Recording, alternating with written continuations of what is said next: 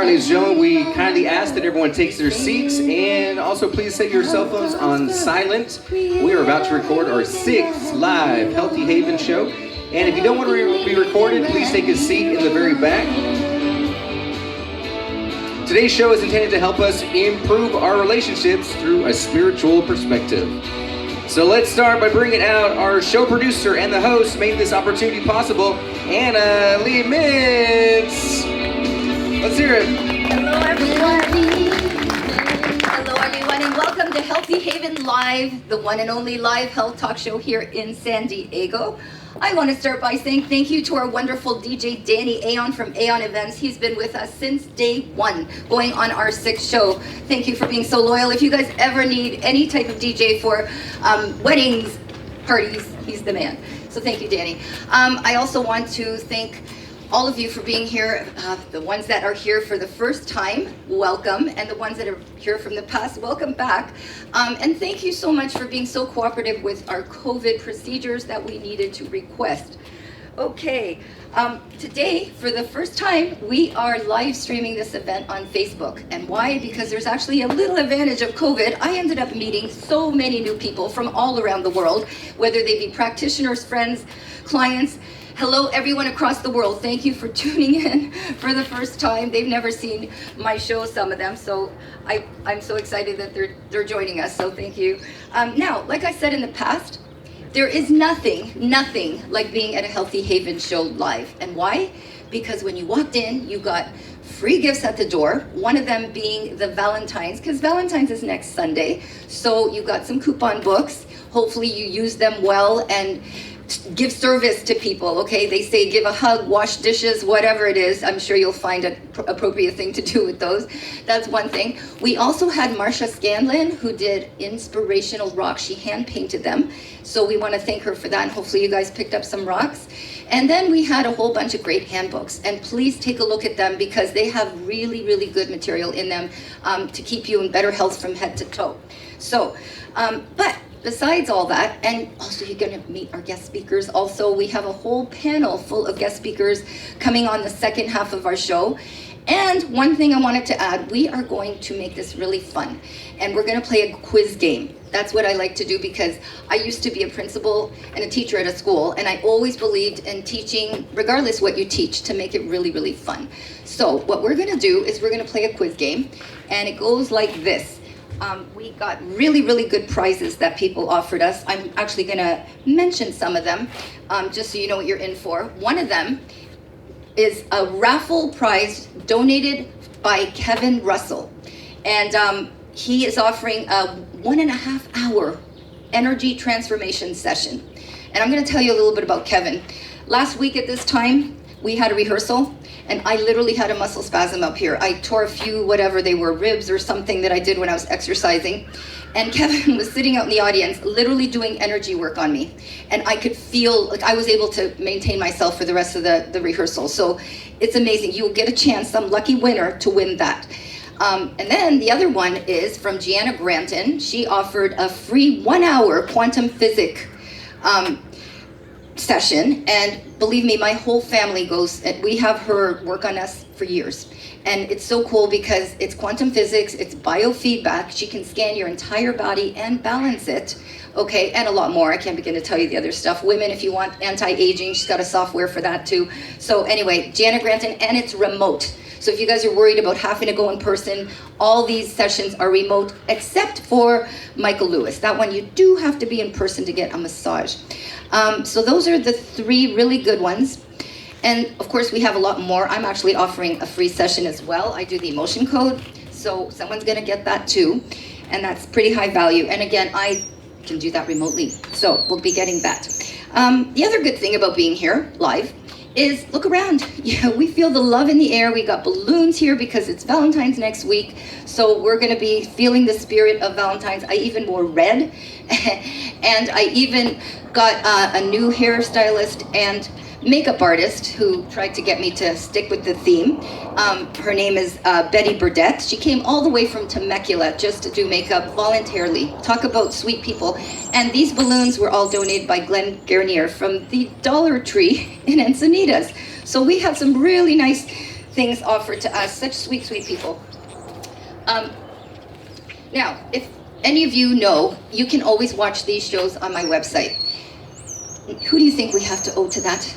Jonathan Henry and Georgie Alvarez. They have been with us as well. However, Jonathan just informed me yesterday, unfortunately, he had unexpected medical need that he could not come to today. So we wish him well, and we thank Georgie for being here and still pulling through. You guys are so loyal to my show. Thank you, thank you, thank you. And if you ever want to help support Healthy Haven, please do. It's really easy. All you have to do is go on my website and click Help Support. And let me tell you, 10%, always, every Friday, I give 10% of anything that was accumulated. And that could be from products, that could be from services of the Emotion Code. 10% goes to projects such as Feed the Children, the water projects, Doctors Without Borders. Today, the show, 10% proceeds is going to Arivaca Boys Ranch. It's a ranch out in Arizona, and it helps, it's equine therapy, and it helps the boys there get better relationships and have a better life with their families. So please, if you can, and any amount is great. There's no amount that doesn't help, okay? Every little bit all adds up, as you all know. And then some people were asking me, what do I do to boost my immune? Okay, great question, right? Okay, so here's what I did, and I hope all of you received one of these when you walked in. Last year, I wrote up an article on the Life Connection magazine. This is my second one for this particular magazine, the Life Connection. It literally says right on there, boost your immune, avoid depression with pets and the Emotion Code. It's for free. Go get one of these and please look at it. It will really, really help you boost your immune. And that's just one of several things, of course. And then this time we have a special treat for Healthy Haven people that are here today. My husband and I are on the cover, and I did a mini magazine. The first Healthy Haven mini magazine was my husband and I. We've been married almost 30 years, okay? So there's something to say about that, and lots of good tips and tools. Now, if you choose not to take notes, and you're going to get a lot of information from the PowerPoints today. If you choose not to take notes, these will be available at intermission and at the end of the show, just so you know. So there's a lot of good stuff in there as well. Okay, now some of you may wonder and did ask, what does relationships have anything to do with health? Well, let me tell you, it really does. And why? Because I could tell you when I'm not being an emotion code, well, I'm a certified emotion code practitioner. But when I'm not on stage doing shows, I get a lot of people that have broken up in relationships, get divorced. Unfortunately for women, some of them lost a loved one, sadly lost a child. And what do you think happens? They get depression, digestive issues, sleep disorders. The list is endless. And for women, let me add, they sometimes get breast cancer. And the reason being is because the area there is so nurturing and collects and stores a lot of the trauma. So I really strongly suggest that you understand why we're having a show like this. Hopefully you can see and fit the pieces together on that. The other thing I want to add is on my website, and today we are not selling products, but to boost your immune, one of the key things, honestly, that they call the silent killer is 5G and EMFs. We are surrounded ongoingly with Wi-Fi's, all the more so now with people zooming on computers all day long. They don't realize the EMFs that's coming out of there. So if you watch my first show, you will see on the second half of the first show, I talk about the Emotion Code. We had Corey Hillis come down, the founder of EMF Solutions. All the products that he talks about and all the description of what damage it's doing is on that first show. Strongly, strongly recommend you watch it. Okay, now, this topic is a spiritual perspective, obviously you can see, and because we are having a spiritual perspective, you all got your prayers. And I always like to start with a little prayer. Hopefully you all got it when you walked in. I see people pulling them out in the back. Very good. Okay. Well, DJ, Danny, and myself, if you're ready, we're going to together read them. Did you guys get one? Okay. We have people going around to give them the prayer, or you could just follow along or repeat after us, okay? So here we go. Thank you, God, for allowing us to gather here today to learn valuable tips and tools to help better ourselves and our relationships so we may spiritually grow and fulfill our mission that you have set forth for us today. Amen. We are very, very lucky, I must tell you, to have this event out here today. First of all, it's sunny, California. Can't get better than that. But besides that, no venue allowed this event. They're all, no, COVID, you know. So we're very lucky. I feel very blessed. And the people that are here today, we're meant to be here today. Something brought you here for whatever reason. And I welcome you very much. And the people watching overseas and across the world, same thing. Hello. I wanted also just to give you a little heads up of what we're going to do. We're going to present 30 slides. It's a lot. And like I said before, I like everybody on their toes. So what we're going to do is I'm going to play a game. It's called the HealthyHaven Quiz Game. Okay? You're going to get a chance to pick a question out of here. And where the question's coming from, they're going to originate from the slides that you're about to see. But and this is going to be during intermission. But here's the thing. I have a little bell. This is going to keep you on your toes. But this bell has a sentiment behind it, and I'll tell you why. It was the same bell that my dad used when he's deceased now. He unfortunately died of cancer. And he used this bell when he wanted something from me. So now we're going to transform this bell, and we're going to make it so that it gives you health awareness and an understanding of relationships and health. Okay, so hopefully that'll be a fun game to play, and that's what we're going to do. So I would like to move forward and invite my very, very, very special guest. Actually, he is my guest. He's the co-host he's going to be today. And let me tell you a little about him. All right, we are going to bring on Kevin. But before I do, remember I told you Kevin was in the audience? Well, he is going to be our co-host here today. And let me tell you a little bit about him. Besides that, he was divinely sent to me while he was out there helping me heal, and someone will get that experience soon.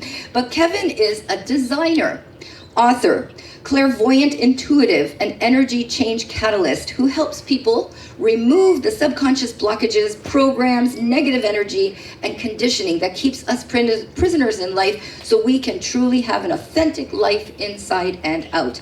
And he critically acclaimed his first book, Radical Enlightenment, My Guy on the Ninth Floor, which he can tell us more about. Let's give a warm welcome to Kevin Russel. Kevin, hello. Welcome. All right.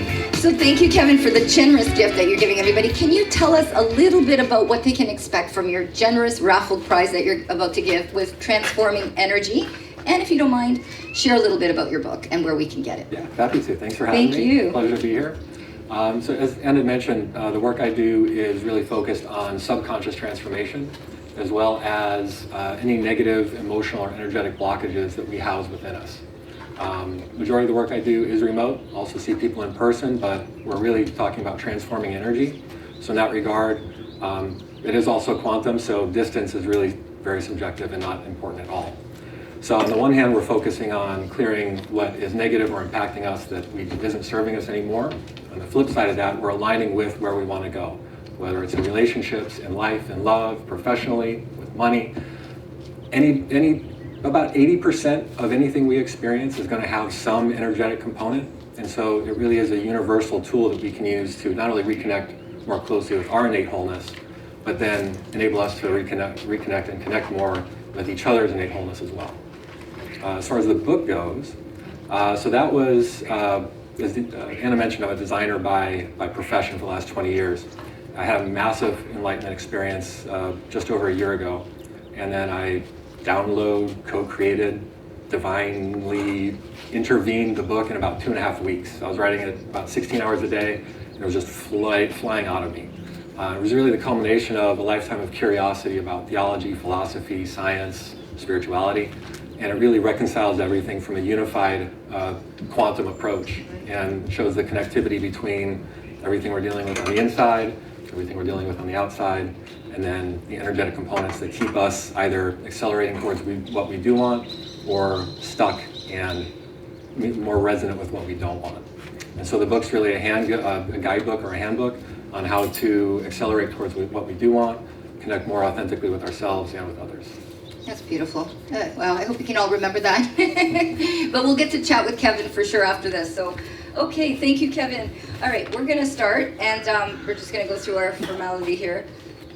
For those of you that don't know me, I see some back there. I'm not familiar with everybody in the audience. So for those of you that don't know me, again, my name is Leah Mintz, and I am a certified emotion code practitioner. What that means is that all of you have a subconscious, and it stores a lot of stuff. Some of them go way back in literally past lives and old inheritance and all kinds of things.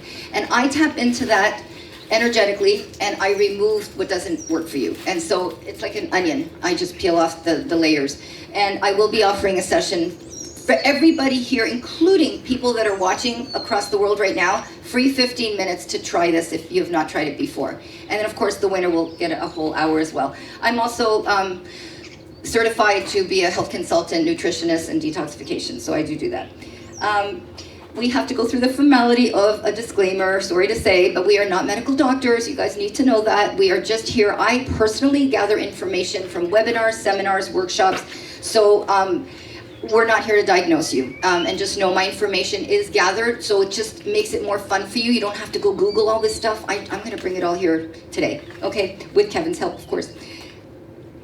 All right, so we are ready to start, and this one is mine, and Kevin and I are just going to share the screens back and forth. So, you are divinely planned to be together, okay? And this is from a spiritual perspective, understand that, okay? So, we are all purposely created as imperfect human beings. Sorry guys, we are not perfect. The divine deliberately placed us to be partners with opposite characteristics. So, and why? So that we could spiritually grow. There's a reason why, okay? And examples can include requiring us to be more patient with our partner who may have ADD or OCD, or maybe more introverted or extroverted. Perhaps they're a procrastinator, okay? And you, on the other hand, want everything done as soon as possible, and you're more organized. Does that sound familiar? Okay? So, but just know that you are divinely planned. There's no mistake in anything.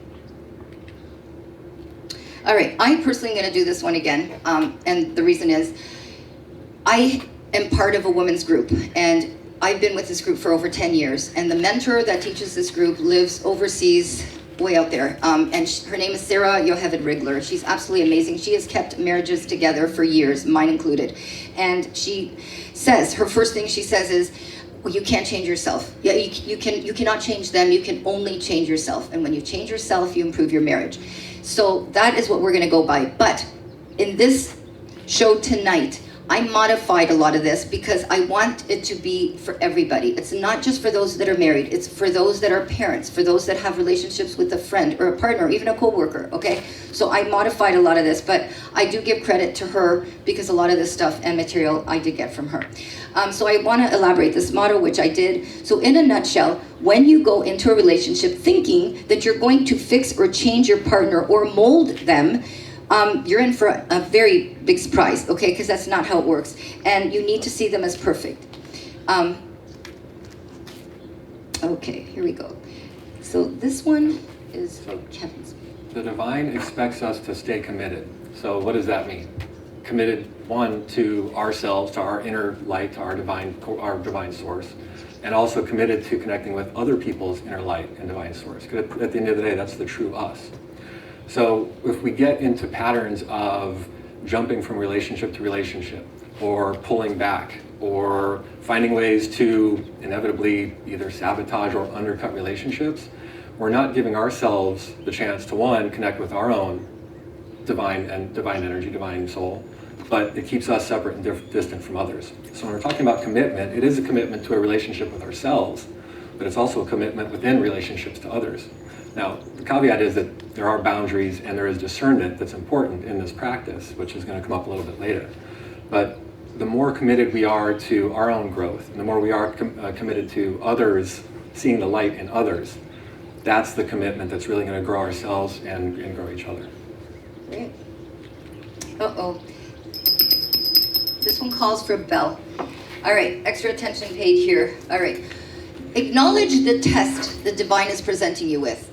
Realize that everything we do and say, although each of us has free choice, is ultimately divinely orchestrated to either upset you, test your limits that contradicts your way of doing things, And if it's not them putting you to the test, you'll be presented with someone else, even a stranger or good friend, to present you with the same challenge until you eventually learn to overcome these characteristics, such as needing to be more patient or less with your partner. So I can even relate to, like, if someone cuts you off on the street. they're testing you, okay? But you can also relate it to having a relationship as well. So, next is, this is a bell. Okay. Let go and let God. So again, what does that mean? To me, that means releasing resistance. We're releasing resistance to things that, the contrast that we might not necessarily agree with, or it might not be the way that we do things. So if you follow the Kabbalah, there are deeper teachings that we can thank others for showing us this contrast that we have a reaction to. Because at the end of the day, we're trying to get beyond our reactions. We're trying to get beyond the negative loops that we get in and connect authentically with those around us. And so sometimes the lesson can be as simple as releasing resistance.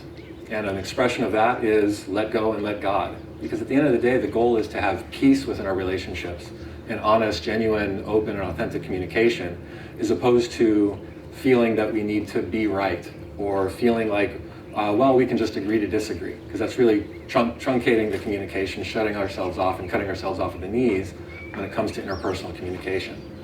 And so the goal of releasing resistance and getting the peaceful presence within ourselves and others is really what let go and let God is really about for me. Exactly. Great. Oh, bell. Really keeping you guys. No one's snoring out there so far. I'm so glad this is working. Okay. So here's a good motto here. They would if they could. What does that mean? This simply means that if your partner had certain limitations, such as ADD, mental or emotional obstacles from a traumatic childhood, that they're limited in doing a task to maximize its capacity. So acknowledging this is where we have to kind of see where they're coming from. Acknowledging this possibility can help make you become more compassionate. And when you lack hearing something like, I love you, from them, or receiving gifts on a milestone occasion, you can at least understand that there could be a reason why they can't. But they would if they could. So we touched on this one a little bit earlier as far as talking about discernment and boundaries. And so there is no excuse for abuse in any form, way, or shape in any type of relationship, whether that be physical, emotional, verbal, mental, spiritual. And so if we're talking it from a triage standpoint, if we're in a situation where there is abuse, the first, obviously, and most important step is to get safe, in whatever form that makes best sense to you. Beyond that, there's no excuse, because we don't have necessarily control of anything outside of our systems. Don Miguel Ruiz Jr. has a great quote that says, "My responsibility ends at my fingertips." But the responsibility within our system is explicit. And so we are responsible for how we behave and show up to life. And it's a practice of getting out of our reactions. It's a practice of getting past our assumptions. And so if we've known someone from the start and they've never received issues, or they've never received help for any of the issues, chances are the issues are still going to be present in the relationship. We have to disrupt the patterns in order to expand and grow beyond what was the shell that we assumed was ours for life. A great way to think about this is molting a lobster. When a lobster outgrows its shell, it has to shake out of the shell and form a new shell. And so in life, we're the same way. We grow beyond the constructs and the assumptions that we live with, even the beliefs that we live with. And the more we can reconnect more wholly with ourselves, the more we're going to be outside of this abuse energetic reverberation. So if you're being verbally abused, set the standards and let your partner know that you're not going to tolerate it. And really hold up the mirror. And a great way to do this is using I statements instead of you statements. Anytime we say you to someone, chances are we're going to get dropped right into fight, flight, or freeze, and our defenses are going to get up. If we communicate empathetically with I's, how I feel, this is my assumption. Another great one that I've heard is, the story I'm telling myself right now is, and then we're communicating authentically with others, which is just going to help to disarm and make better connections.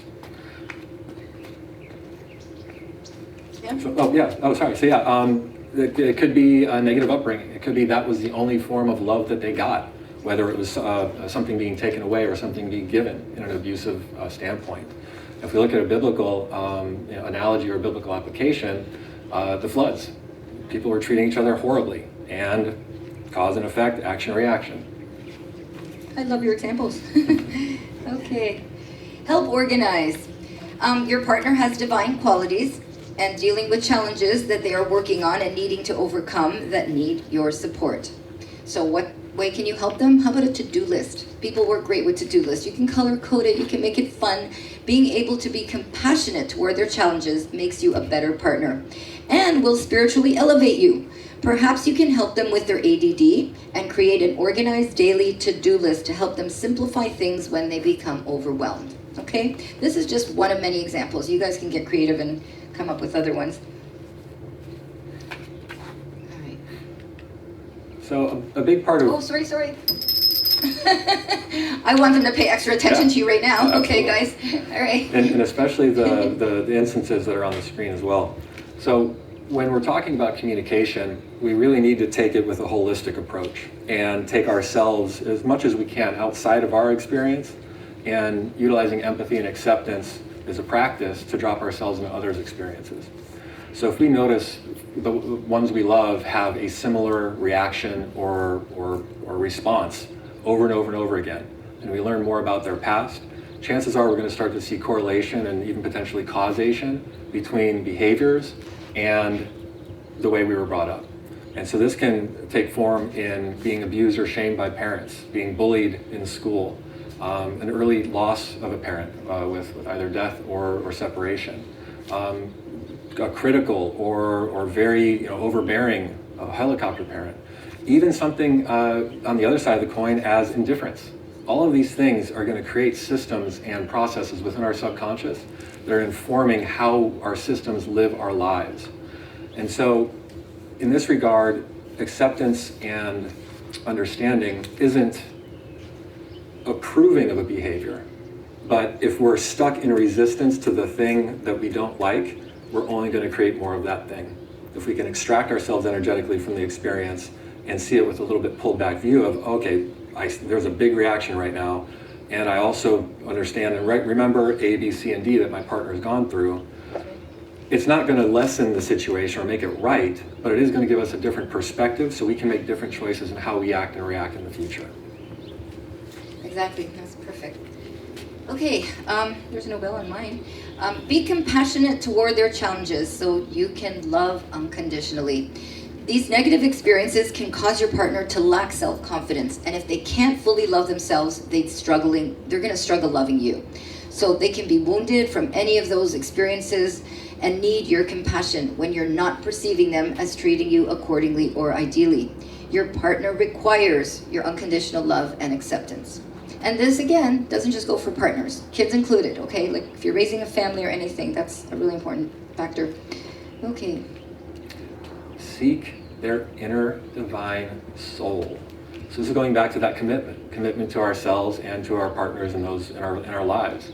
So if we're connecting heart to heart, if we're connecting energy to energy, we are in our conscious mind. We're consciously communicating. We are in the present moment. If we're in a reactive state, we're not connected to that divine light. We're dropped into our lizard brain, our limbic system is firing, and we are fight, flight, or freeze, ready to go in whatever form that takes. And most times it's going to take form of some type of an explosion that is regretful in retrospect, but in the moment, that's the thing that keeps our system safe.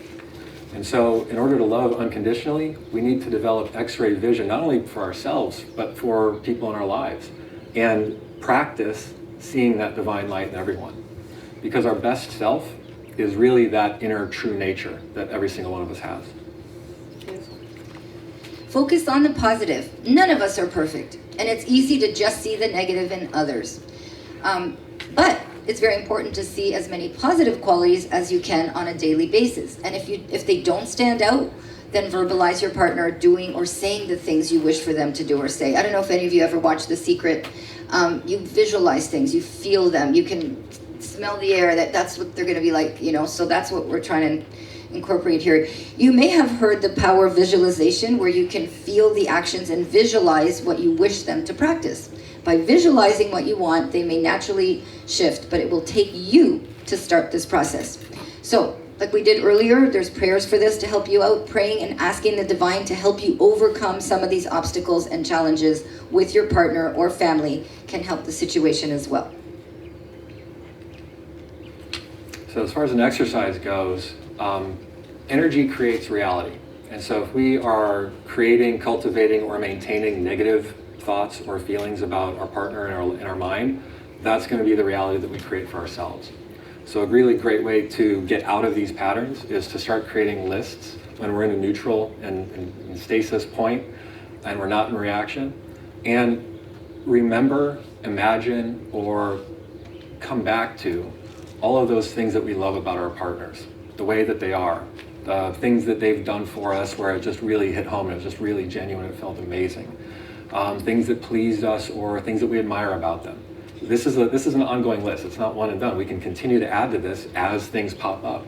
But it's cultivating that awareness of aligning with what we do want as opposed to sitting in the mucky muck of what we don't want, even though sometimes it feels good, to really align ourselves more with our partners and ourselves again.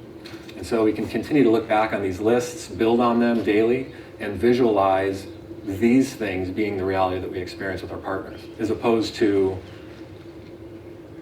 what can happen when we're not consciously communicating, which is just reaction.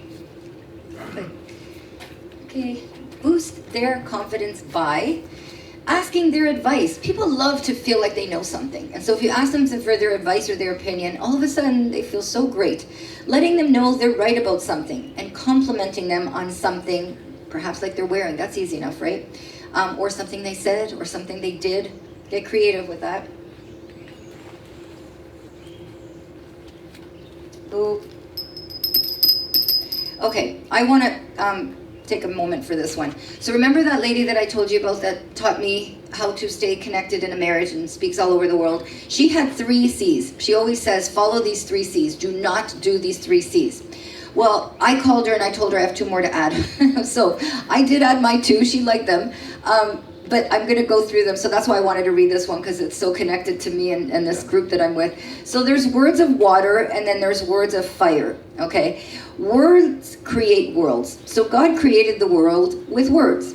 And so it's important to recognize the power of words you use. So here are the words of water, okay? Nurture your partner with these. And again, it doesn't have to be a partner. It could be a family member or friend. Okay, nurture your partner so they'll grow into their highest selves. And these words include acknowledgement and validation, appreciation and gratitude, complimenting them, and empathy. And here are the big no-nos, the 5 C's.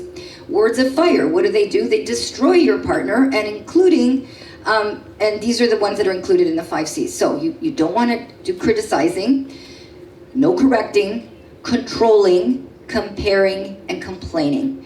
They kill a relationship, okay? And so when we're recognizing our partner's innate personality traits, it's also part of awareness and acceptance. As Anna mentioned, we can't change anybody. We can change ourselves, but we can't change anybody else. And so really accepting our partners exactly who they are and how they are is really that first step into more authentic communication and relationships. And so when we blame others for what we might perceive as a poor choice, if it's somebody who has a really hard time making choices at all, that's going to undermine any expansion that they're actually currently going through. And so if somebody, again, it's personal and interpersonal awareness. And so if we have somebody, there's a pairing, and a lot of times there will be an introvert paired with an extrovert, somebody who's more thinking and cerebral, and then the partner's a little bit more feeling and emotional, or even somebody who's more orderly and it's a little bit like the odd couple. Those are balanced pairs. We just have to get past it has to be my way in order to be open and accepting of our partners for that's who they are, that's what they are. I want to go out on Saturday night with my friends. They don't. But Sundays are amazing because we get to connect all day long. And so it's really figuring out the dynamic and the dance the healthy dance that we can all partake in to really accelerate that awareness and understanding and recognition. I love your examples. Okay, and don't take it personally. Don't take it personally. Your orderly partner won't go on a last-minute outing with you. Just like Kevin was mentioning, same exact thing. It's not that they don't want to please you, but because they are innately orderly and need schedules while they do the best they can. But we're going to understand that. We're going to look at it from a different perspective.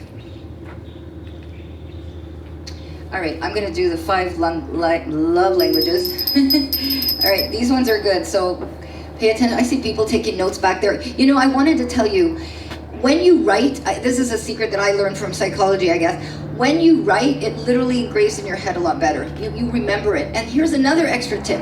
When you go out of this show and you share it with somebody verbally, you're like teaching them, they're learning, and you'll remember it that much longer. It'll literally engrave in your head a lot better. So 5 love languages, what a tongue twister, from Gary Chapman. So figure out what your partner's love language are so that they can feel loved by them. So that you can feel loved by them. You may want acts of services, such as being served tea each night. That would be mine. I love being served tea every night. But then your partner may want quality time spent with you and feel that that's their way of showing their love. So it's ideal to discuss each other's love languages and mentor which you prefer. And mention, like, just have a discussion. Say, what makes you feel happy? What makes you feel like I love you, okay? And these are some of them. These are the 5 right here, ready?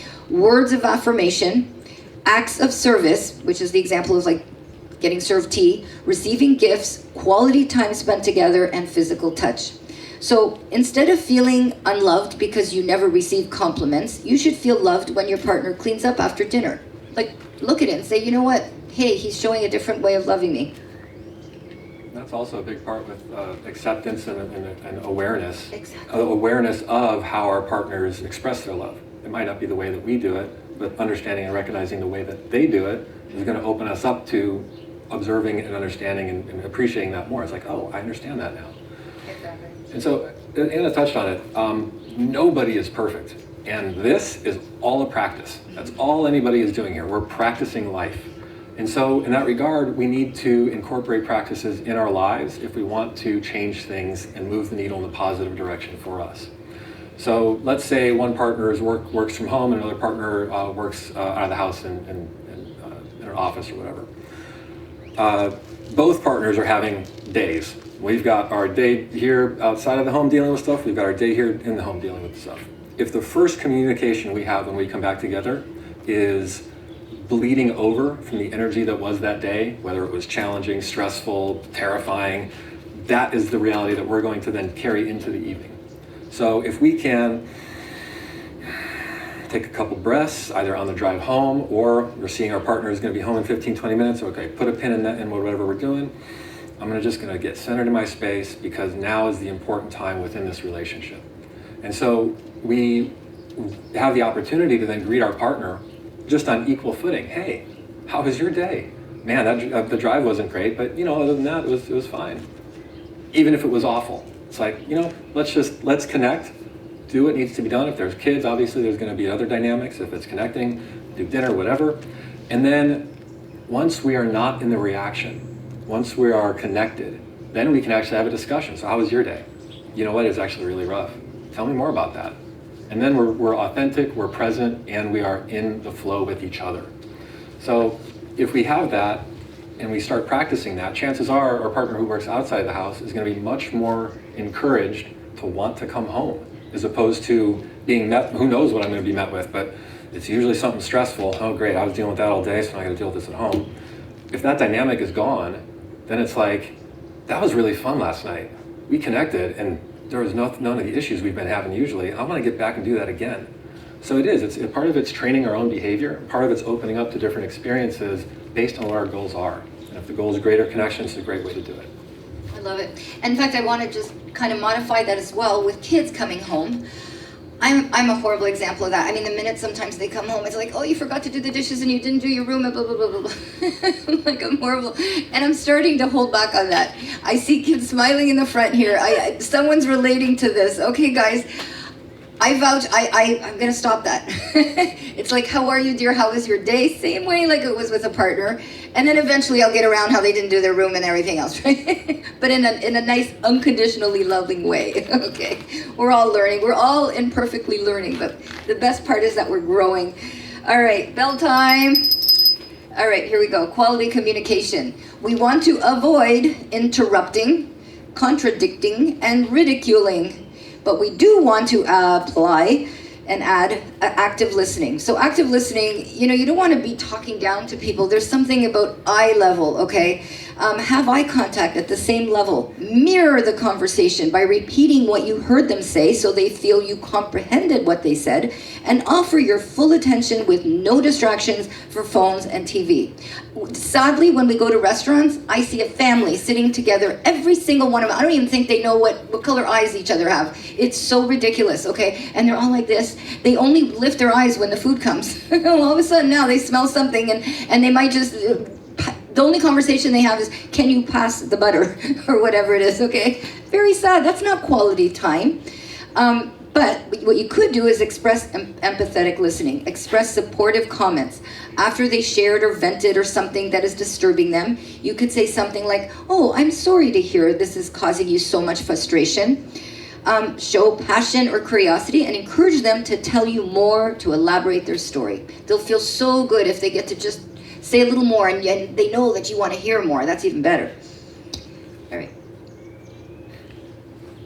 All right, Kevin and I are going to share the more do's and don'ts. Do you want me to go? Okay, so stop giving advice. Tell him, I'm sure you know best. Oh, by the way, I'm sorry. There's too many good ones here to give it up, so really pay attention to these ones.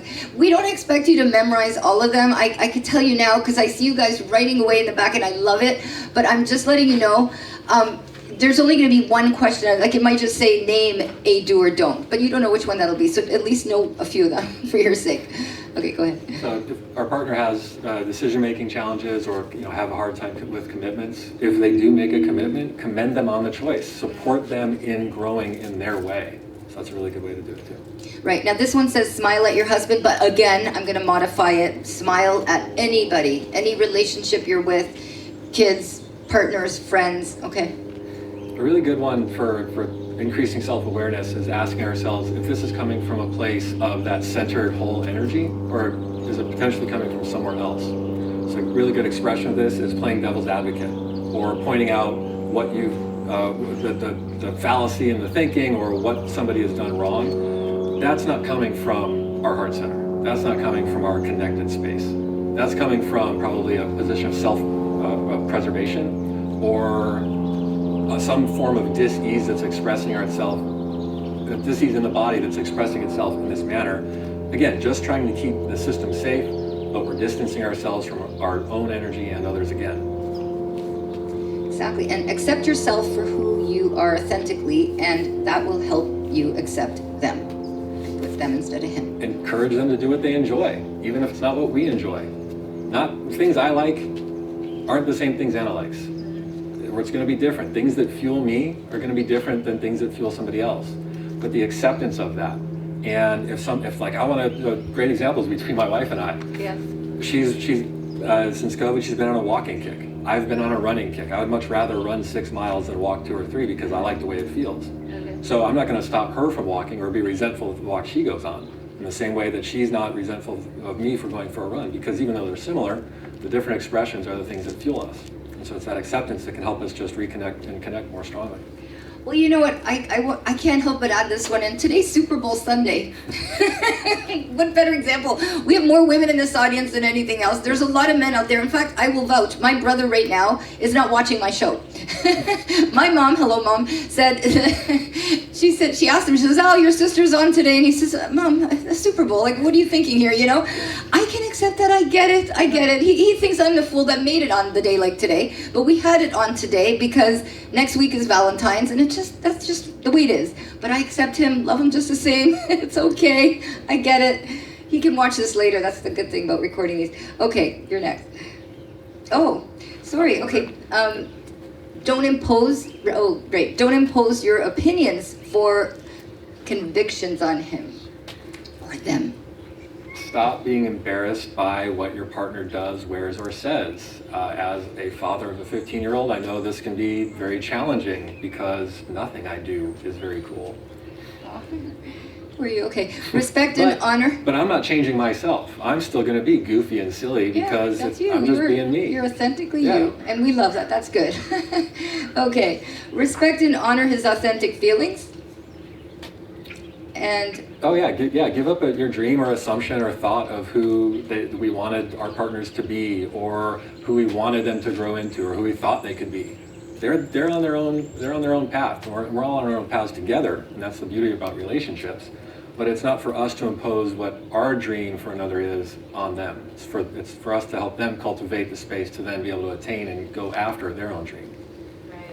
And practice patience, and more patience. We'll end it at that one. With ourselves too. Exactly. Not just with outside relationships. Patience on this journey and in this practice with ourselves. Right. I believe in rewarding our bodies. You know, if we, in fact, this is one thing I didn't put on this PowerPoint, and I really do verbally want to tell you.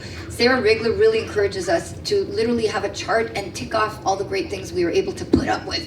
Okay? Thank yourself. Say, oh my God, I did not explode on them. I followed some of these do's and don'ts. Reward yourself. You deserve it. And just kind of keep a chart, okay?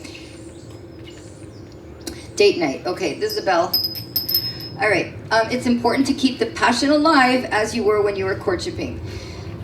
This, I guess, does apply more so for partners, but let's modify date night if you have kids to go out anyway. Okay, I know a lot of events are closed right now, but there's walks in the park. We live in San Diego. You can go for nature walks. You can still do quality one-on-one.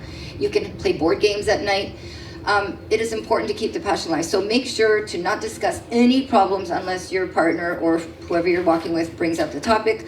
Last things you want to do is to use this special time to vent about the kids or your jobs or your problems. Make a separate convenient time for that. So if we're going to modify it with parents, if your kid wants to talk to you, let's hear them out, and vice versa. And then, I'm not saying don't ignore the problem. Yes, if you have something, but make a scheduled time for that. Let fun time be fun time, and talking about an issue be that time for that. Keep conversation light and creative. Ask each other, what would you do if you won a huge lottery? What does retirement look like for you? You know, a few weeks ago, there was a really big lotto, like billions of dollars. Oh, we had so much fun. I mean, my creativity went crazy with all the things I wanted to do, you know? And honestly, for me, it's really weird. I didn't really want anything for me. I was thinking of all the people I wanted to help out there. In fact, I was gonna make this post that said, anyone around the world, tune in to me and tell me what it is you need. And I'm just gonna look at them all and give a little that, and a little, whatever it is. So yeah, that felt good just to think about that, to be able to do that. So the concept of forgiveness, it really comes into play, again, for ourselves and for others. And so at the end of the day, we are not our reactions, we are not our emotions, and we're not even our thoughts. Those are things that happen within our system, and a lot of that is actually based in the subconscious. So in that regard, we're not necessarily to blame for our circumstances, and we're really not necessarily responsible for what we've come through or what we've been born into in life. But again, we are explicitly responsible for how we are and who we are in the moment. And so we're all doing the best we can. This is all a practice again. We are not our past, and we are not our fathers or mothers. We are ourselves. And you're completely perfect. Every single one of us is innately whole. It's just the layers of all of these conditions and programs and all the input that we get from everybody else outside of us that's really keeping ourselves separate from that innate connection to ourselves and to others. So forgive ourselves and set us free. Forgive others and set ourselves free again. All right, we're going to go back to a prayer. Again, this is a spiritual perspective, and you know, you ever heard, asking you shall receive? I very much believe that. So tools succeed best with prayer. It's just a known fact. So you can fill in the blank with whoever you have in mind. You can do that even now all together. If there's somebody in your heart that you feel you want to, you know, go through life with or talk to and have more help with making your relationship easier. So it starts like this. Dear God, please help, and put your partner's name in there. You can add whoever, a child, of the anger and impatience that consume them whenever they deal with something stressful. Please help, I could put our child in there, cope with their stresses and struggles in a peaceful and pleasant way. Please help them take responsibility for their anger and impatience and learn from these afflictions. Please, God, help your partner better themselves and in turn those around them.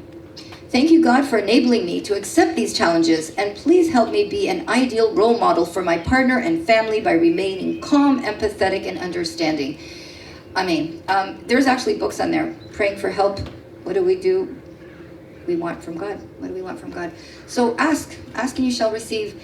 I'm going to end by showing you one last thing. All right, so this is a special offer that I mentioned before, and I want to just elaborate a little bit about relationships. So for those of you that are here today and those that are watching live stream, I'm offering you free 15 minutes emotion code and examples of what could be addressed. So when you come to me, this is how it works. You send me your picture on my text or email, whatever, preferably a text. I use my energy healing, I tap in, but these are some of the things that we could remove. Forgiveness, shame, guilt, letting go of past hurtful relationships, getting rid of childhood trauma, boosting your confidence, removing stress, impatience, depression, OCD, and a lot more. These are just some examples. Remember, in a relationship, you're trying to change you. So if you came from another relationship and you can't forgive anymore, your dukes are up. They're always up. They're always ready to protect yourself. But the other person feels that. They know that you're up. They don't feel relaxed with you. Or you maybe you were bullied in school and now you're just on guard with that and you're not as easygoing with your relationship in that way. So I remove all that. I find out where you're at. And here's how I do it. I check in by a percentage. So I ask your subconscious, where are you in nurture mode? And there is a percentage. Believe me, it'll give me an answer. And when I get it, the goal is to get it to 100%. So every time I remove an emotion, we end up eventually to perfect nurture mode. And it's all energy work, like I said. Eventually you'll get to 100. So you can email me, there it is, Ann@naturalhealthyhaven.com. You can read about the emotion code. That website that I just said, naturalhealthy with a Y, haven.com, has got lots of past shows. Please look that up so you understand how the emotion code works. It's on the first show, and like I said before, we're not selling products today, so go under products and see what it is that you can just order sometimes by clicking a button over there. We have essential oils that, believe me, some of them are just to help you stay grounded. They help with immune. It's unbelievable. I just got started with essential oils. But there's that. The EMF stuff is, I would say, probably number one thing we should all be looking at. So check that out. And we want to thank Kevin so much. So here's what's going to happen. Yes, DJ Danny? All right, ladies and gentlemen, so I'll say thank you to Anna. That was really informative. And while that information is still fresh in our minds, I think it's the perfect time to take a 10-minute break. All right, welcome back, everyone. Hope you had the opportunity to try out our quiz games. Kevin told me that quite a few people knew the answers. We had no problems with those, did they, Kevin? They pretty well knew them. Good. I love students like that. Okay, great. That was an interactive, very sharp crowd. And congratulations to those of you that answered correctly. So I would like to bring on our first guest speaker, Tami, Chelew, who happens to be a licensed marriage and family therapist. And she's here to speak about how to create the love you want. Let's welcome and give her a warm welcome to Tami Chelew. Hello. Welcome. Have a seat, please. Thank you for being here. All right. I want to start by saying, Tami Chelew, there she is over there. So you guys can see everything about her and where to find her. But I want to start by saying that she caught my attention. I'll tell you why. I read one of your beliefs, and I loved it. It said, even though you did not receive a healthy and safe upbringing, that there's still hope. Isn't that beautiful? And let's face it, we are at a point right now where not many people have a perfect upbringing. And I know for a fact when I have clients that come, they have drug addict parents, alcoholics, they've been abused sexually, verbally, in all kinds of ways. So we were talking about the whole time about how important it is to work on ourselves in a relationship before you can have a relationship with someone else. So having said that, what are some of the ways that you use to help someone who had a rocky start in childhood? And what is it that you can do to help them have a healthier relationship with themselves first? Yeah, great question. So many people have had like rocky beginnings in life, just given their parents and like you were mentioning, just a rocky start. And I'm an attachment-based therapist. So what that means is in early life we have early attachments with our caregivers, with our parents. And if those attachment bonds are ruptured due to abuse or neglect or addictions and so forth, we then, the child is raised with ruptured attachment bonds with their parents. And the child grows up with a lot of pain, a lot of anger, a lot of loss and grief due to that. And so for me in my work, I help patients process their painful emotions, the memories and so forth, so that they can better understand themselves and be able to heal those attachment wounds and be able to have and form more secure attachments with people in their adult life. So kind of like what you and Kevin were mentioning, being able to be healed within yourself first and then be able to form healthy bonds with your loved ones. And that's not easy. So Not at all. That's a perfect connection. Yeah, I love that. Thank you. Well, how do you see relationships as being somewhat a spiritual bond? Like whether it be between a partner or married or a child you're raising? How do you see that? I think the first kind of statement that you guys made was commitment to the divine. And for me, commitment to our children, commitment to our spouses, commitment to ourselves, and being the best that we can be is a spiritual endeavor. We are spiritual beings living in a human experience. And my husband and I have been married for 31 years next month. And Congratulations. Thank you. You beat me. And just by a year. But yeah, it's a commitment, and we took our vows seriously. We both came from broken, divorced homes with a lot of trauma, and we just didn't want to put our kids through that. So commitment to one another through the thick and thins and difficulties of life, which we've all experienced and what we've experienced ourselves. Just being able to honor those vows and our commitment to one another, to work through the hard times and to persevere and be our best selves has been a huge spiritual commitment to one another and to God. We both believe in God, so God is definitely a resource and a strength in our marriage and in our family. That's beautiful. You probably already answered in some of this, but my other question was, what are 3 tips and tools to create the love you want? So some of it you just answered, but if there's anything else you can add.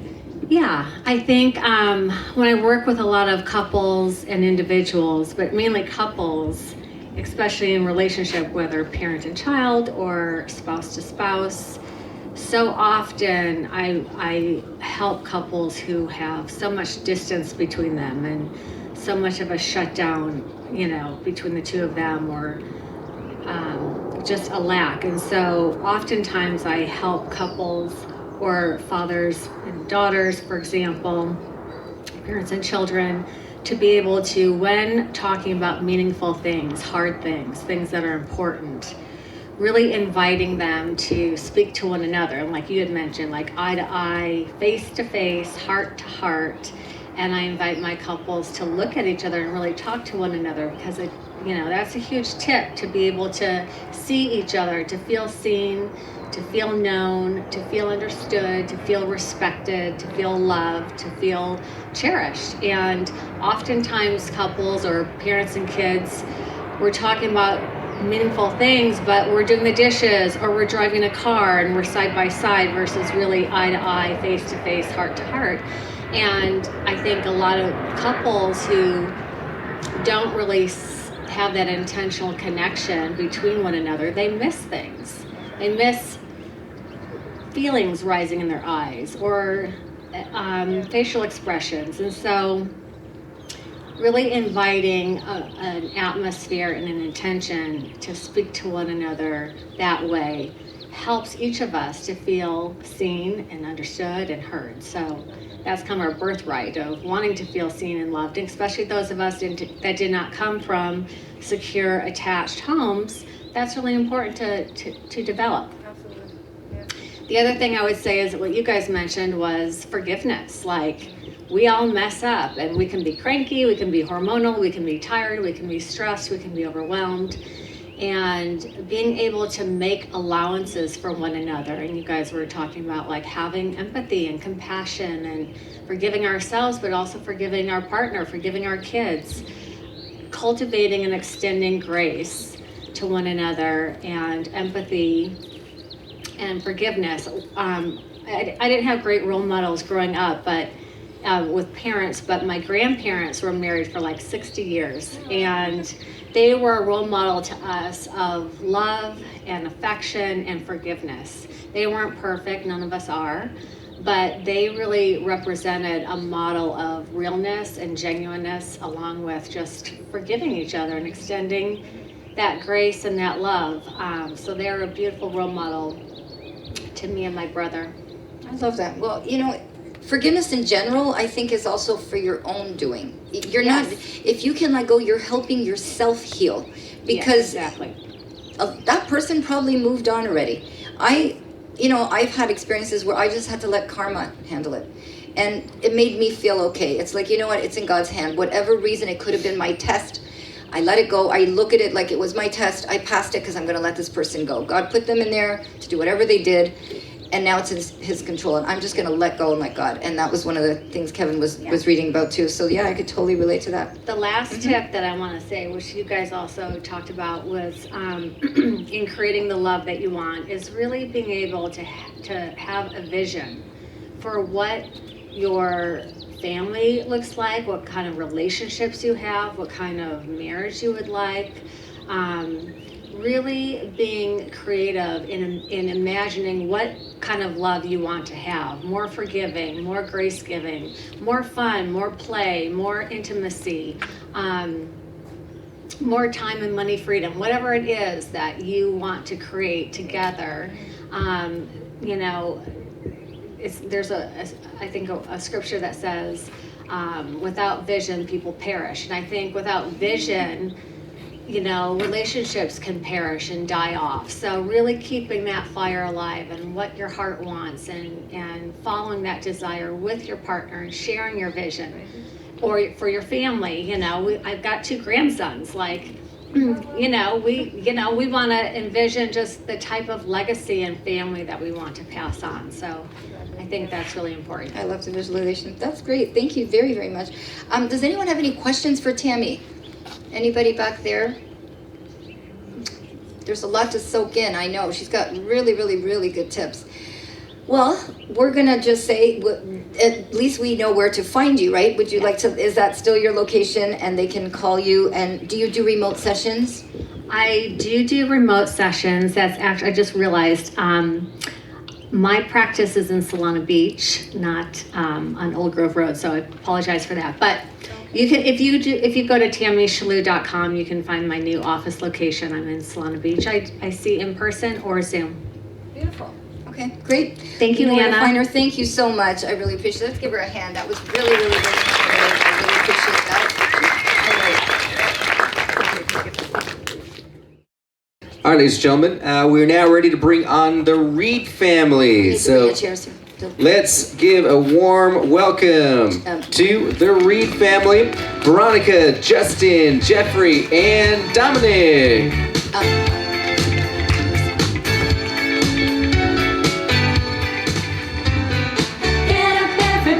Once again, let's welcome the Reed family.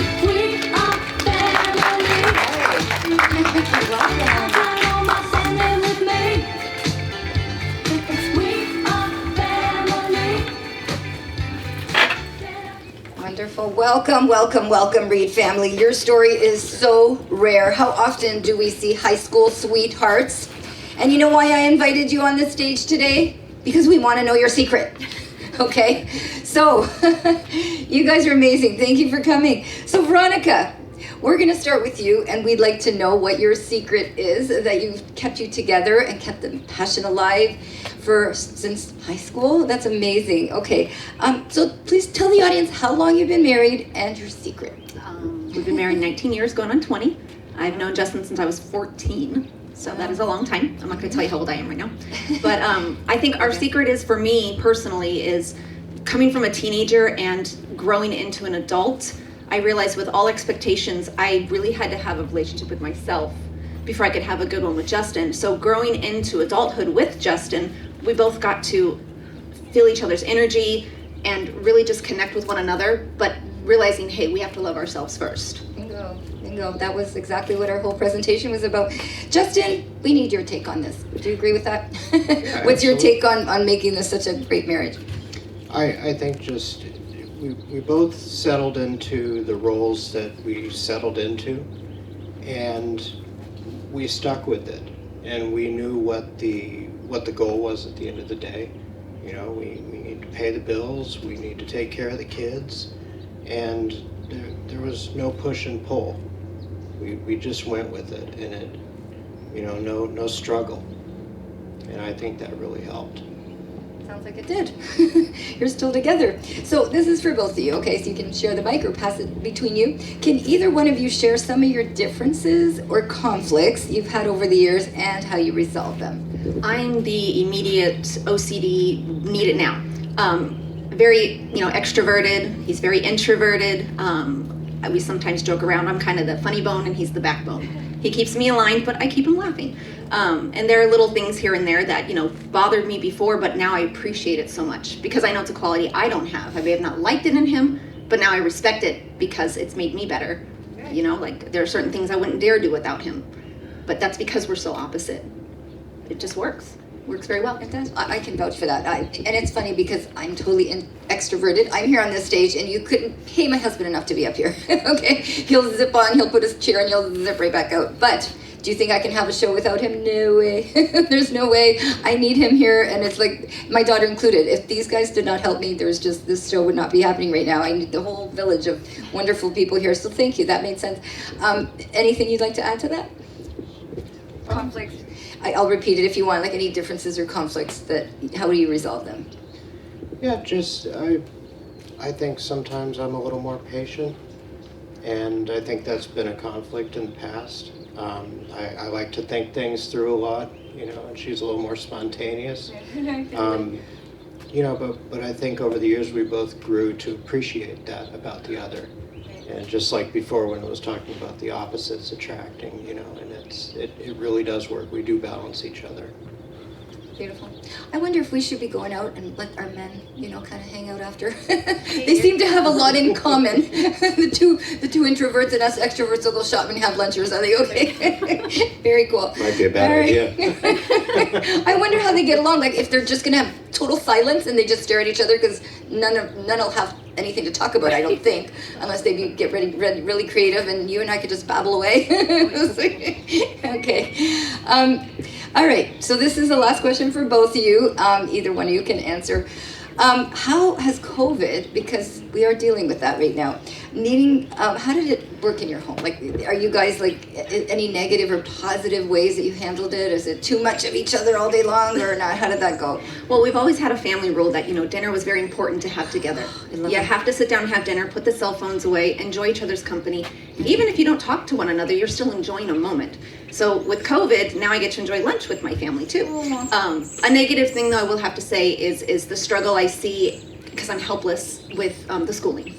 It's really, really difficult to watch your child sit in front of a computer and you see them suffering, and as a mom you want to take care of that, you want to help them, but you can't. But hey, I'm a resource if you need me. I'll get you what I need, we'll do what we have to do, just communicate. Yeah. Great. Anything you want to add to that? I've worked from home for years now, so it's a little much having everybody home, but we've dealt with it. We're getting through it. I imagine just like everybody else is. We don't love it, but it's reality right now. So. Exactly. One thing I remember when I met Veronica and we were just verbally talking, I was interviewing people for this show. One thing that really, really caught my attention with her is when she said it was important to eat dinner at least as how many times a week did you say you eat dinner together? We usually eat dinner probably. They're teenagers, they have lives, they have girlfriends. Of course. So we have dinner during the weeknights probably 5 days out of the week. Wow, we really try. Yeah, you did me on that one. Okay, I love to cook. Yeah, I love to cook, and they love to eat, so it's a done deal. I gotta learn to cook, and I gotta learn to love my cooking, but I'm a different ball game at my house. But yes, I so value that. To us, Friday nights is very, very important. We have a Friday night. That's like I was saying. I also give donation on Fridays. Fridays are very spiritual for us. Friday all the way through Saturday night. So we make sure, my son, I told him, I said, don't work on Fridays. We got to have a dinner together. And it's really beautiful, and what else we do? In my house, we go around, everyone says one thing they're grateful for. Or one thing they would like to see changed in themselves or in us or whatever, just something beautiful. It's always something positive. But that is very nice. So clearly, you've raised two beautiful, beautiful teens. And they're still living with you. So in this generation, many parents are finding that quite challenging. But let's start with Jeffrey. So Jeffrey, can you tell us, welcome to our show first of all, can you tell us, first of all, how old you are and what you value in being raised by your parents that you see as either better or different than your friends and the way they're being raised? I'm 18 years old, and one thing that I value is that I have a role model to follow, and at the same time I have somebody that I can go to if I have a problem or something I need to talk about, or something like, I don't know, like say something's going on at school, I can go to my mom for that. But for somebody to follow and like advice, I usually go to my dad.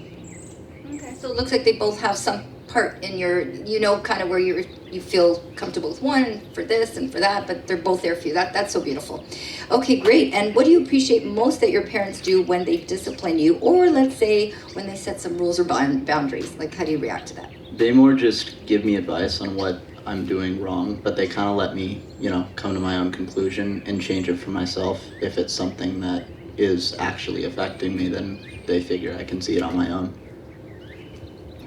And you're okay with that? Because they're letting you grow. They're giving you your space, right? And that's so important. So they're allowing you that they're putting you on a platter where, you know what, you can figure this out, but I'm there for you like your backbone. I love that. That's really good. Thank you. So Dominic, welcome. You are 16. I know that part, which makes you 2 years younger than your brother. See, my math has gotten better. Okay, do you feel that you're treated any differently? I don't feel I'm treated any differently than, say, my brother. We kind of get treated the same way, like what he said. If one of us messes up or something happens and we have a consequence, they usually just give us the room to grow and see our mistakes, and we grow from that and become better people. Okay, and do you and your brother have any weekly chores? We usually just have kind of similar chores, like clean your room, make sure you're not living in like a dumpster, stuff like that, just the basic stuff that you really need to do, like do your own laundry. Oh, really? You do your own laundry? I do, yes. Hello? I got kids out there that can be listening to this. Okay, cool. That's great. What is the consequence, for example, if you don't do it or you break a rule or something like that? A consequence would probably be just maybe not being able to do the things you're normally able to do, like going to hang out with the friends. You probably have to finish your chores before you're actually able to do that. But the consequences aren't harsh, like you're grounded for a week if you don't do your laundry or something like that. If you don't do your laundry, you stay with dirty laundry. It's a self-consequence. That one was just a day and night one. Okay, black and white, that's what happens. Have you ever broken a house rule, though? And if so, do you think you received a fair consequence? I have broken a couple house rules, but just a couple of them. But I do feel the consequences are fair, and they do let us. Okay. So this is back to Jeffrey again. So this will be a question for both of you, but we'll start with Jeffrey. Okay, so assuming one day you'll be raising your own family of your own, what is an important value that you want to take over from being raised with this lovely family here? Compromise. Just learning that you're not going to get your way 110%, so you need to learn to meet it like half and half. There's always a compromise that could be made where both people can get what they want out of something. Oh, that's beautiful. Okay. And back to Dominic. Dominic, how about you? What family value do you have, and what would you take with you when you have a family of your own? I would say responsibility. We're all very responsible, and we take charge and for our own things and our own actions and our own hobbies. And again, if we do break a house rule or something, we're responsible for that. And they give us room to grow if we fail, and they pull us back up. So I think responsibility is really important. That's so beautiful. I love that. Okay, are you guys in any hurry to get out of your home and move out, or you're so comfortable there, I guess? I'd want to be there. I mean, it's comfy, cozy, and you got it all good, and you got a roof over your head, and yeah. I'd like to live on my own at some point. Eventually, yes. Okay. Well, this is wonderful. Do you guys have any questions from them? They are so inspiring. Like, oh man, you guys really set a nice high bar for a really beautiful, ideal relationship. It's really, really nice.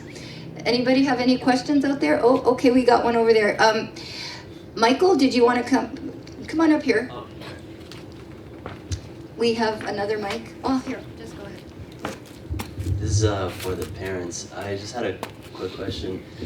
I guess what's one thing that you guys are proud of to have been able to pass down to your children. Whether it's, I don't know, something that's, the environment that you brought them up, or maybe, a character trait, or anything at all that you're very proud of. Yeah, I think one thing is it's no news to both of our children. We came from broken families. So that was a value of ours. We took our vows very seriously, to the point. So I think the best thing I could give down to my children is the relationship I have with their father. And I think that's something that I hold very dear to my heart, is that, I want my kids to go, ew, gross, mom and dad are hugging. I want that, because I want that for them as well. I want that connection when they decide to have a relationship. So that's the best gift I can give to them. That really is beautiful. Yes. Thank you. You know what? I forgot to ask my other question.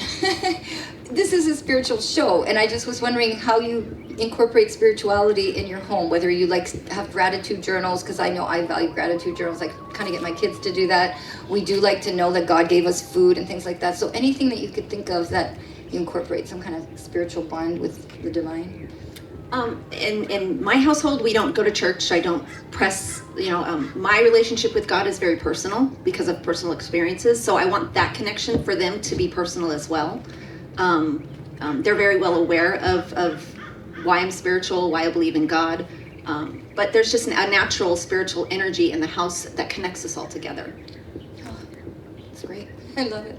Well, you know what? We are so grateful for having you here today, that I've got a little something for you guys, and really you can open it here or later, it doesn't matter, but it's just so that you guys stay, and I'm sure you won't have a problem, you're gonna be always closely connected, but you can put all your sentimental things in there for all your memories and all the times you spend together. So enjoy it, and let's give them a warm thank you.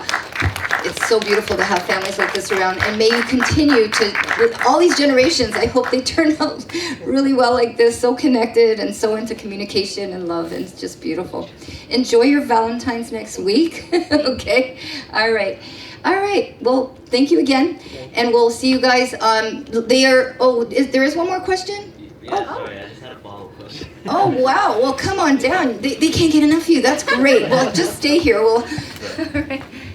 Yeah, because you mentioned that you guys were both, grew up in broken families. So I was curious as to find out, where did you get your examples to really, raise a family and love each other in a respectful manner, and just grow your relationship. Where did you guys individually get your examples of that in your life? So, I started a career very young at 17, and I grew up without a father in the home. He passed when I was a teenager, and my parents were divorced before that. So I fell into all these mentorships with men that I worked with in my industry, and it was like having 30 fathers. I took a little something from each of them, and that for me, I saw how they were with their families. I was 17, 18, 19. They were in their 30s and 40s with their kids and their wives, and I just grew up very quickly. So I took what I could from people around me who I saw as successful. Well, and for me, it's interesting because I was raised by a single father. My mother had passed away when I was 2. So I didn't really have a lot of female mentors around. I grew up in a house very military, to the point, strict. Maybe that's why I'm maybe looser. I grew up probably that's where my spirituality comes into play, is I really turned to the Bible. I really turned into worship, things like that. And I knew the kind of mom I wanted to be. I visualized it. And that's kind of where I got my mentoring, was from God. Thank you, Matt. That's a great question. Yeah, the visualization, that's what we had in our PowerPoints. I think that PowerPoint covered a little of everything. It seems like you guys can connect to every almost little thing that we talked about. So that's good. I hope it was beneficial to everybody out there. You're an inspiration. So, thank you again. Thank you. Enjoy your Valentine's and the rest of the year. So, all right. Thank you. All right. Jenny? This next guest happens to be my eldest son, who is developing a movement called All Is One. All right, so yes, Danny is correct. we do have the same last name, and that because it happens to be my eldest son who's developing a movement called All Is One. And he developed an app to stimulate the brain and developed another app coming out soon called UPIN to unite people to attend events. And somehow he found time to get certified as a relationship coach. Usually he's behind the scenes, but today I decided to invite him on the show today, being that he can relate to relationships. Let's give him a warm welcome. I'm so proud to have him up here. This is Keith. Now I want to tell you a little bit about Keith before we, just to give you an idea of what's been going on. When Keith was in school, and I'm talking, well, I would say all through elementary and including high school. I'll go as far as high school as well. He was labeled ADD. He had an IEP. His teacher said, ADD is always staring out the window. That's all he does is stare out the window. And I said to them, you know, ADD stands for, in my world, attention. I'll tell you exactly what it stands for. Attention directed into a higher dimension. Do you agree with that, Keith? Attention directed to a higher dimension. And he was staring out there, and then when he finally finished high school, he came to me and he said, Mom, please don't make me go to college. I promise you, if you don't make me go to college, I will do everything. Like I'll be up early in the morning and I'll be studying. And I go, studying? What are you gonna study? He says, well, I've got a lot of ideas. And for some reason, my gut told me as a mom that, you know, I personally, and my husband as well, we were in university for 6 years. Okay, I couldn't be more into university and college. But this one time, and all my whole family too, we're all into, you cannot just go to college. You got to go to college. And I thought, no, this kid is different. He's out of the box. He's not your typical school that loves school kid. And I thought, you know what, I'm going to give him a chance. But I did tell him, if I find you on the beach, fooling around, playing, wasting time, right? Remember that conversation? Off to college you go. And believe me, he was just an inspiration. One of the first things he did was go develop an app to stimulate the brain. And he got engineers involved that were older than him. And he's telling them what to do and what he visualized. And it was so inspirational. I thought, wow, I'm not disappointed at all. And he was at it. He was up earlier than I was. Like first thing in the morning, he got himself meditating and taking hikes, and off he went and continuously worked on this app. It was so inspirational. So Keith, what were you thinking about when you were staring out that window?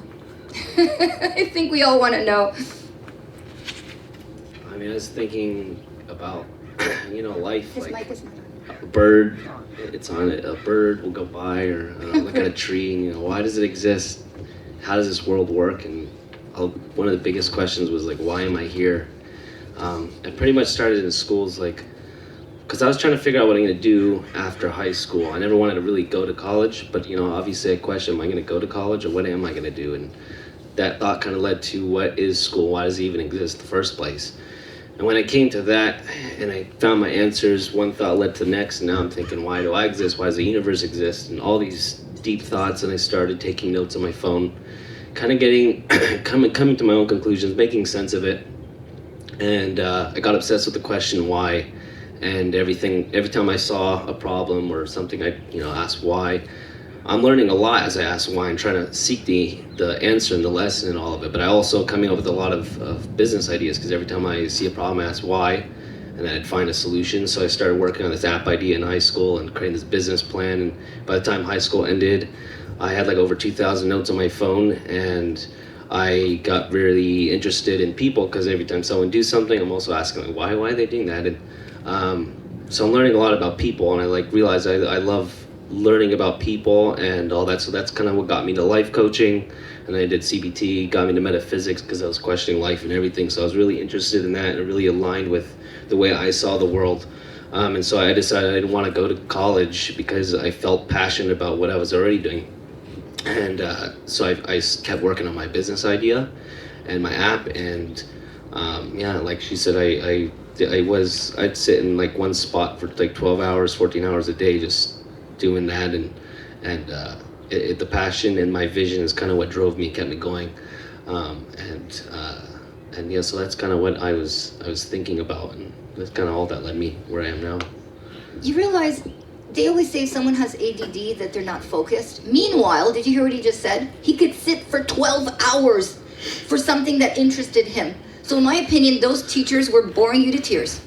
It's as simple as that. In fact, I did realize that. I also thought about the AD. I don't think ADD really exists because I was Well, they gotta give in you a school. label. Yeah, my mind was everywhere. But when I figured out what I really liked doing and I was passionate about it, I could sit in one spot for 14 hours straight 14 hours, like who can do and that? work right? on my project.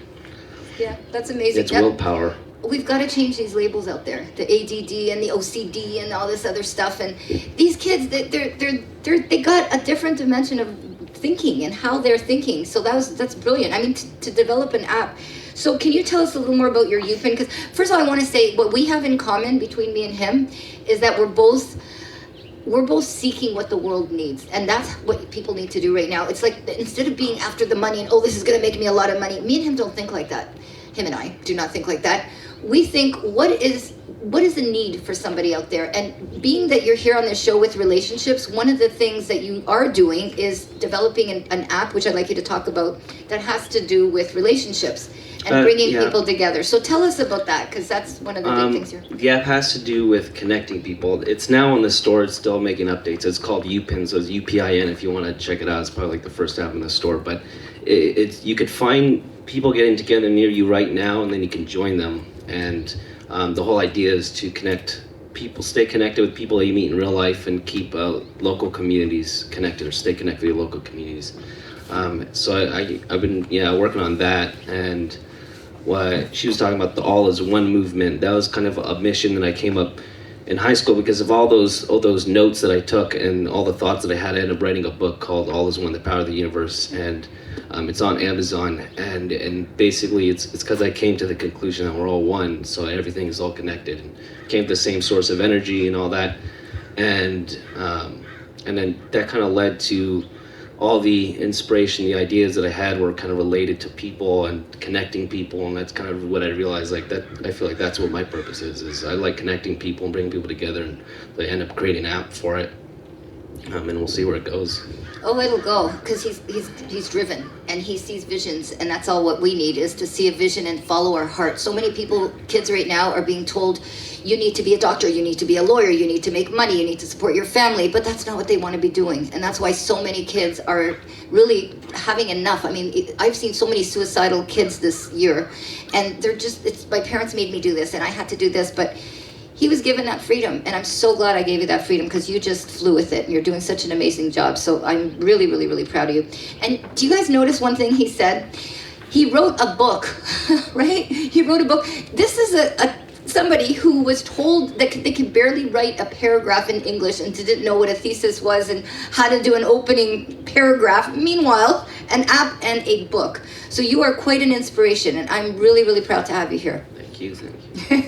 Okay, so last thing, being that you are a certified relationship coach, what do you find is the biggest problem in relationships? Like you mentioned, your business partner, Michael, also wanted to share a thought about this. So if you want to come up here after Keith. Is there anything you wanted to add about relationships? You're welcome to come up. Mm-hmm. I mean, to start with, it's very general, and I think like the biggest thing is obviously communication, and also if you look at the whole world in general, we built everything that we have, all real estate, every business we have is because relationships, people came together to do that. They had to communicate and all that. So it's, we come together as a community. It's fun because in the word community is kind of like to communicate. And so relationships, at the foundation of communication is relationships, but then it's like, well, what makes good communication? And it comes down to yourself and like self-awareness, practicing self-awareness, because the more that you understand yourself, the better you can understand others, the more you build empathy, and that kind of, naturally builds better relationships. And so for people, I always say like the one thing is to always seek to understand yourself, seek the lesson in everything, question why and how you work, because the better you know yourself, the better you're going to be able to have relationships with other people. I love that. And he always was a curious little guy. He used to take things apart and kind of stare at them. It's like, well, what's this and what's that? And the curiosity, it just helped him bloom. And that's why you were doing all these apps. So you have your friend Michael here, who also wanted to talk about relationships real quick. And is there something you wanted to add, Michael? Michael, my friend, he's our sales manager for a real estate company, and he's very good with communication. He's kind of trained a lot of sales reps and stuff on specifically communication stuff. So that's kind of why we're gonna have him up. Hey, Michael, come on up. Welcome.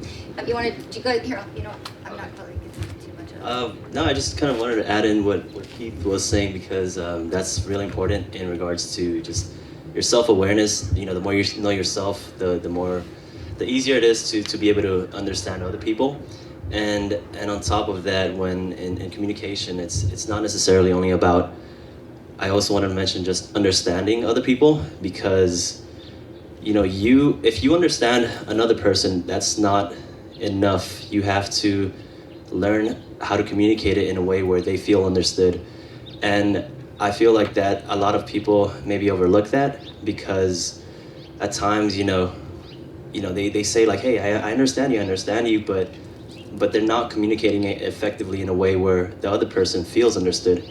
And to communicate that is very essential. And I think on top of that, you know, the one shortcut that you can kind of go, you know, before you even have to develop, you know, that ability to be able to communicate is just working on it goes back to working on yourself and raise your self-awareness, because you know, one last thing that I wanted to leave with is keeping your intentions pure in your thoughts, your words, and your actions, and making sure that they're aligned. Because once you have, you know, pure intentions in whatever you do, no matter how it can get miscommunicated in whatever way, the truth always rises to the surface. So if you keep your you know, that pureness within you, then anything that you do, you know, it'll turn out fine.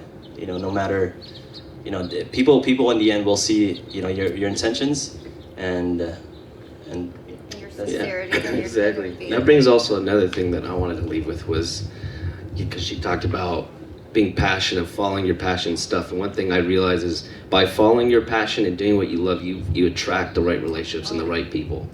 And that's kind of something I've experienced a lot is, you know, I end up naturally attracting you know, the people that have aligned values with me and have the same vision. It's kind of how I met Michael, and you know, now we're business partners, and it's been great. I've surrounded myself with great people. You did. You really attracted a lot of great friends. Thank you, Michael. I appreciate what you shared here. I do want to say one last thing. This show is exactly that. I ended up meeting so many people, and I followed my dream. And I want to tell you, this show came to me. I've had a dream to be a host on a show like this, I would say over 8 years ago. And in fact, it started when I was in university, and I had to do I took improv, and one of the things we had to do was pretend we were a host, and I got an A+ that day. It was just my niche. It was exactly what I was intended to do. And the buzz kept going in my head over and over and over again. It's like every time I see someone hosting a show, it's like I could visualize, again, that powerful word, I could visualize myself on the stage. I saw the stage, I smelt the stage, I felt the stage, and I eventually made it happen. And let me tell you, we are the first and only live health talk show here in San Diego, and I take great pride in that. I think I was very emotional the first time I came out on my first show, and I said, welcome everybody to Healthy Haven Live, and I probably just crushed. It was just so touchy because I did it. And you know what? I did it myself. I didn't wait for somebody to put me up on the stage. I got up here because the divine wanted me up here too. I just prayed for something like this to happen, and I ended up getting my great DJ and my great videographers and my co-hosts that I have, and they come to me. We have the best speakers every single time. They keep getting better and better, and they're all great. They're every single speaker I had out here. I want to applaud, and I knew they were just meant to come in my direction, and it's so wonderful. And I thank them all, and I do want to thank all the speakers that were up here today. We are going to conclude this show by saying again, I wish you all well for the rest of the year. I hope COVID ends real soon and we won't, have to spread out like we are right now. But I thank you all for coming, and all of you across the world, thank you for tuning in. I do have seats available if you ever want to take a trip down here. Plenty, and I would love to have you all here. So thank you everybody for tuning in. We had a lot of people across the world today. It was just wonderful. It's the first time ever. So anyway, drive carefully. We are going to have a raffle, so we're going to leave the rest to DJ Danny. Thank you, Keith. What a pleasure to have my son up here. All right. All right, ladies and gentlemen, we hope you all receive some beneficial information and are better prepared for Valentine's next week. We want to thank our guest speakers, Tami, the Reed family, Keith Mintz, and of course, our Healthy Haven videographers and volunteers who made all this possible. If your name is in the raffle, it's not too late. All right, it's not too late. You still want to fill out your surveys for a free ticket. We will soon be having a draw for some very valuable prizes, including an hour massage with Michael Lewis and a 1.5 hour energy transformation session with Kevin Russell. Remember to continue watching our past shows and stay tuned for our next one on our website at naturalhealthyhaven.com. Drive safe and wishing everyone happy and healthy Valentine's.